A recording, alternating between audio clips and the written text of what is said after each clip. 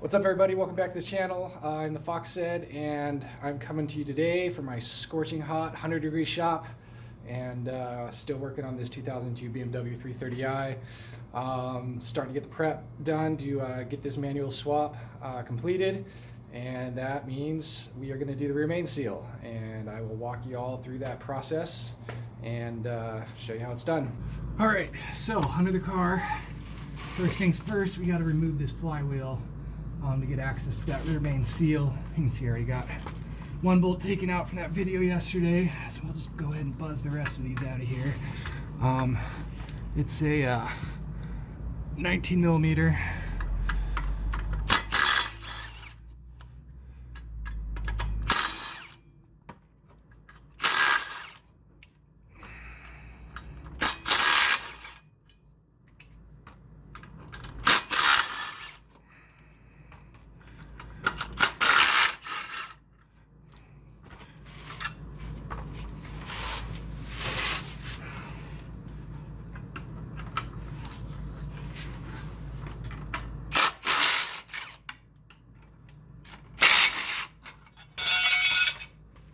Just like that, and wiggle this guy off of here.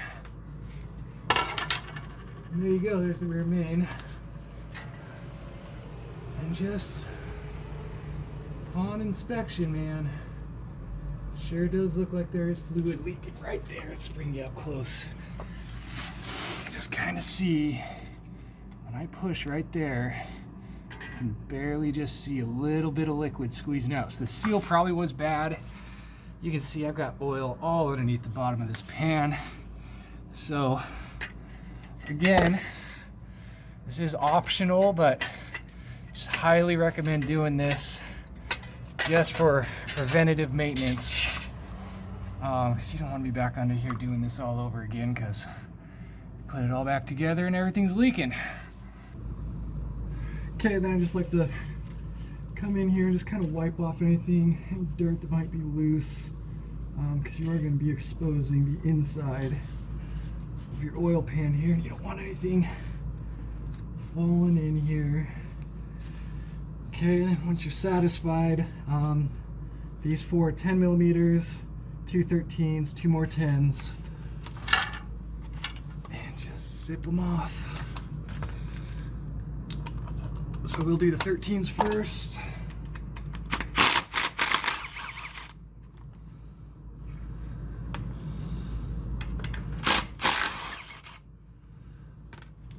And then we'll go for the 10s.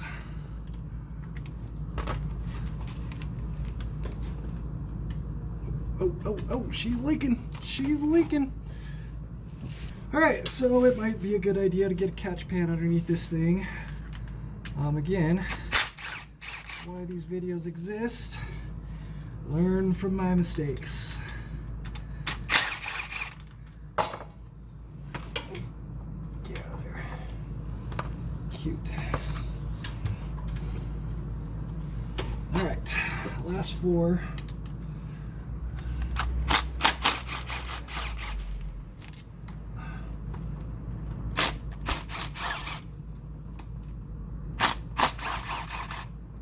Hopefully this doesn't just puke oil everywhere, because this stuff is not cheap, and I just changed the oil on this thing. Just gonna take a screwdriver here and kind of pry around until she wants to come loose. There it goes. How about the other side there? All right, that's it. So, and then here's the old gasket here, right? Right.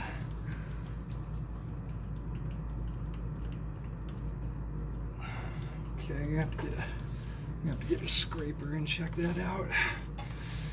Okay, and then just bring you guys up close here. One thing to be mindful of is down on the bottom there, that's actually your oil pan gasket. So if that thing is all brittle and loose, you do risk damaging it doing this. So that is kind of one thing to kind of pay attention to or to think about if you are going to do this and say it's not leaking and looks good. You know, you might just end up opening yourself up a can of worms. My gasket looks like it's in pretty good shape. Honestly, I am debating whether or not I want to change this oil pan gasket anyways, because it is leaking out the front, and now would be a real good time to do it. So I'm going to research it and see what it costs and what it's going to take to do that, and maybe we'll make a video swapping that out. Still haven't decided, but anyways, we're going to clean off this old gasket here and kind of get this all, let this drain for a little bit, try and get this oil to quit doing that, because I will probably put a little RTV just down in the corners and maybe a thin coat over the top of that, just to make sure this fucking thing doesn't go leaking on me. But yeah. Okay, so just a quick inspection of the parts here just to explain how they work. So this was kind of looking deceiving because of the silver color here matched the block, so I was thinking this black ring was the whole gasket. Well, no, it's just this piece of metal here. So no scraping, just find a spot in the corner to pry on, it'll pop right off there and you can see it. Compared to the new one, always match your parts, make sure you got the right stuff. You don't want to go putting this all together and have it all fail. And then looking at this rear main here, just kind of key thing to note is that it is flush to the front side, and then you look at the back there and see that it's not quite flush all the way to the end. So just note that when you're installing it. Flush to the front, you're probably good enough to go. And then my kit came with this little plastic thing. I thought it was there for packaging, but this is actually a kind of a guide for when you're putting this back in over the crank. It'll keep this spread out so you can actually get it over the crankshaft, and then you pop this out and there you go. So first things first, let's get this old seal out of here. Okay, so you see I just kind of got this spaced over a couple wrenches and transmission cross member here. Nothing fancy. Take your framing handle with the waffle maker and find a spot, and you should just be able to tap this guy out like that.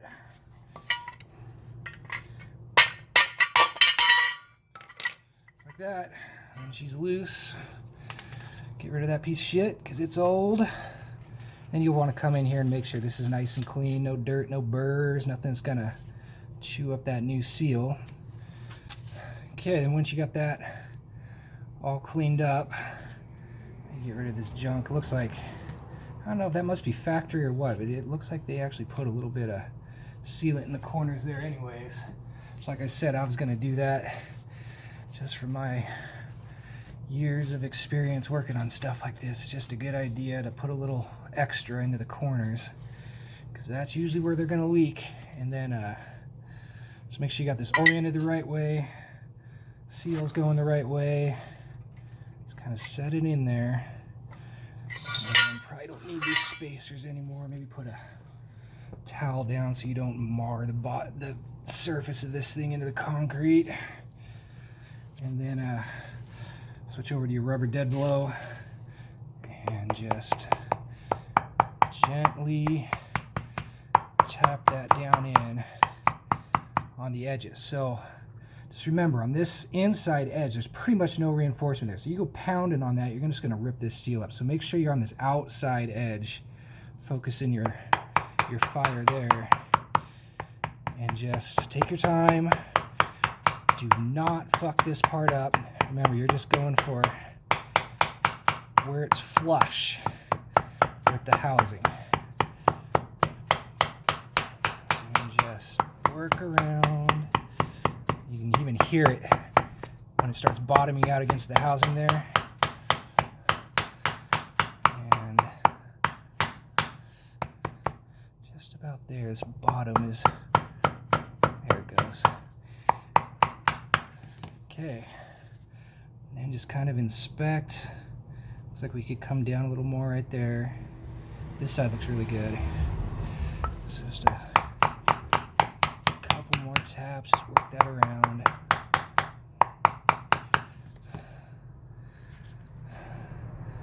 I don't know, looks good. did to me. I think she'll play.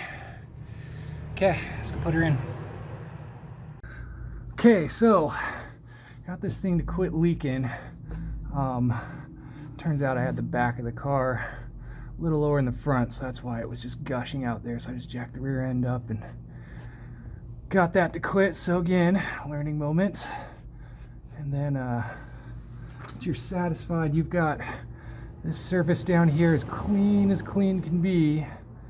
No cracks, no crumbly shit, no lint. Everything just ready to eat from. We can go ahead and start putting this back together. So first thing you're gonna want to do is actually put this pilot bearing in, just because you're gonna be pounding on this. You don't want it to do anything that's gonna disturb that rear main seal, because like I said, I've just had horrible luck. I mean, the one on my Audi used to just puke all over the place. At least BMW's nice and gives you a proper donut seal. The Audi ones, man, it's just a piece of paper gasket that they literally glue to the housing and expect that to last 100,000 miles. Good luck. So that one I actually upgraded to a billet aftermarket that's got the style like this has, and no issues there. Now, as soon as I can find my hammer here. So then you're just going to want to find a socket that'll fit that pilot bearing on the outside. You don't want to be hammering on the inside of this guy. So this is actually a 7/8. It's pretty much perfectly on the outside there. And then just man, one of these days I'm gonna have fuck you money and get a lift. Just working on the ground shit sucks. So just pound that in there.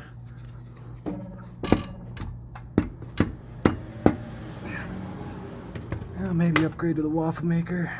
Just try not to get it all cockeyed like I just did. Okay.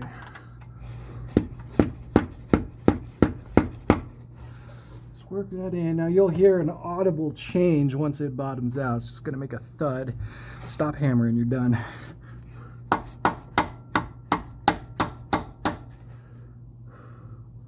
And then of course, this pilot bearing is just for the manual transmissions.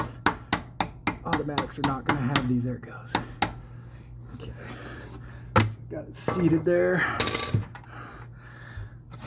And then just finish it off with this guy. There it goes.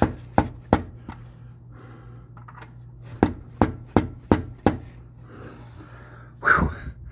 Man, it is fucking hot today. For being in Oregon, man, we are used to rain here. It's 100-degree shit. How you folks do that down south? Okay, so is that all the way in there?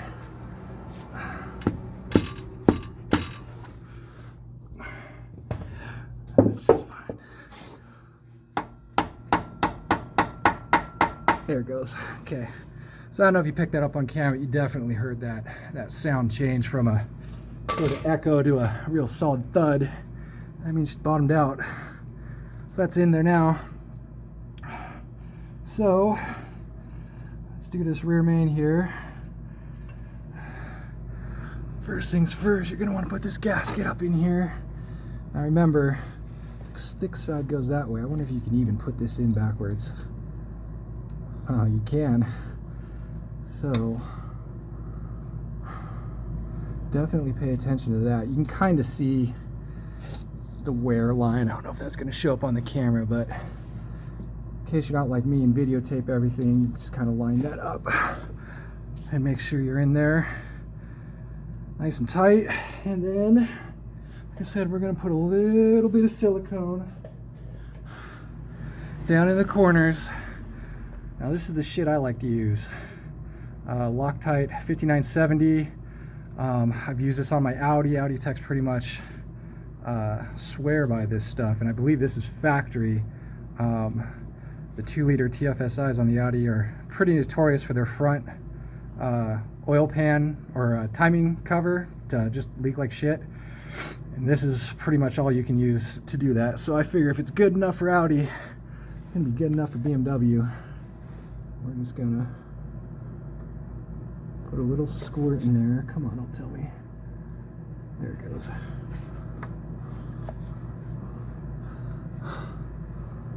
Right down here in the corner. Not a bunch, you don't want it leaking out, dripping in, getting crusties all into your oil pan there. But just a little preventative measure. Make sure we're not in here doing this again, because rear main seal leaks fucking suck. And then I just want to get up here and look.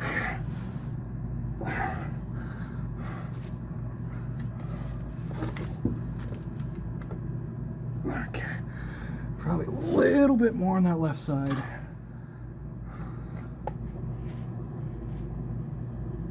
Oh man, can't wait for that lift. Okay, I like it. Okay, and then get your seal here. Thinking I might just put a real skim coat of that RTV on the bottom here, man. I am just super terrified that this thing's gonna leak on me. It's not a lot. Just kind of trace out the line that's there, and then just kind of take your finger and just a little reassurance that this is all gonna work out. And then get your little alignment tool here. It's got a beveled edge, and I'm guessing that goes on the outside here.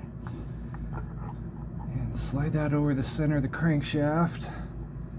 Get her all lined up, and you should just be able to gently push this into play like that. There she goes. There. Okay, and then just do a final little inspection, make sure you didn't rip it, putting it in. Got your gasket in there, little RTV in the corners. Hallelujah. All right, so then we just put this sucker back together. Just a quick thing to note about the hardware here. Where'd it go? All right, those 13 millimeters, they've got thread locker on them, and service manual will tell you you're supposed to replace these bolts, but they say you're supposed to replace every bolt, and we color outside of the lines around here. So what we are going to do is at least put some thread locker on here. This is an area that does see vibration, and you don't want these backing themselves out. So just like that.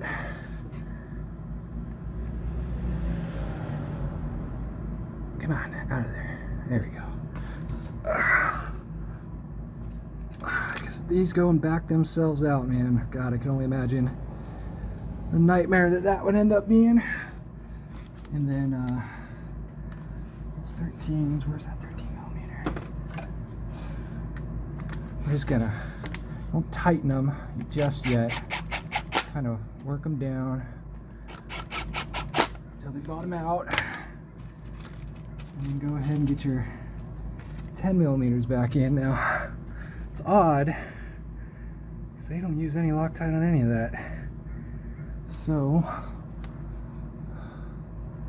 I'm gonna make it beyond factory and Loctite those shits, because really no one should be in here doing this for another 100,000 miles. By that time, this car will probably have rusted away into non-existence. So make it permanent.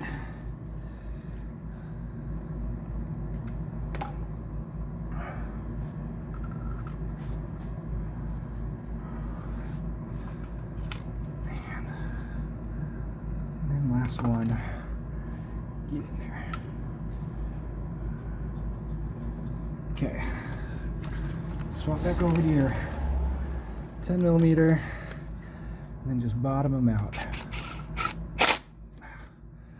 Don't torque them down super crazy, so you're actually gonna tighten these with a torque wrench.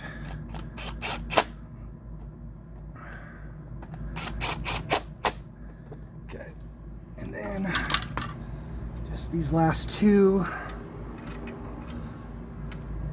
bottom of this oil pan here.